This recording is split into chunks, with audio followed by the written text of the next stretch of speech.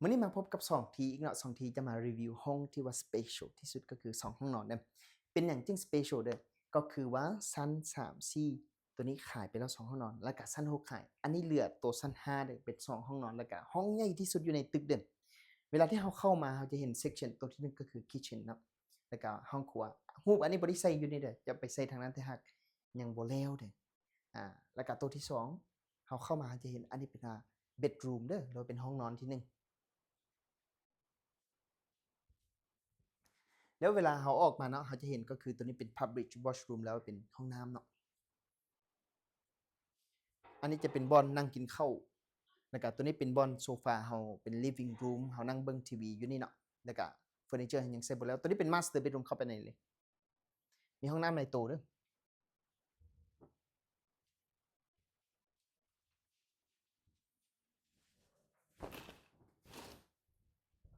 แล้วเวลาเขาออกมาอันนี้เป็นระเบียงออกไปเบิ่งอยู่นอกเด้ทางหน้านี่เขาจะเฮ็ดวิลลา29หลัง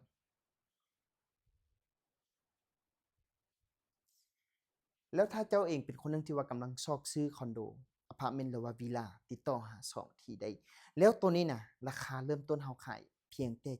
$75,000 เด้อเฮาสามารถจ่ายผ่อนหรือว่าจ่ายราคาเต็มถ้าผู้ใดจ่ายราคาเต็มแม่นได้ส่วนลดไป 5% เอาเลยเด้อแล้วก็ตอนนี้แม่นราคามันยังดีหลายแล้วก็เฟอร์นิเจอร์ทุกอย่างเฮาให้หมดเลยเนาะคอนโดตัวนี้แม่นตั้งอยู่ทางหลังสังเจียงหรือว่าทางหลังคราพลาซาและฮอลิเดย์อยู่ใกล้สนามบินบ่ไกลคือกันเด้อถ้าเจ้าเองเป็นคนหนึ่งที่ว่ากำลังซอกซื้อ ติดต่อหา2ทีได้นะเอาขอบใจหลายๆ